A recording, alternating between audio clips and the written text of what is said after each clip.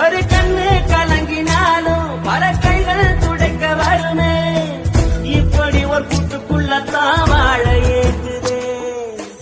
சொந்தமுள்ள வாழ்க்கை சொத்தத்துக்கு மேலே, சொத்து சுகம் ஏதும் வேண்டாமையா.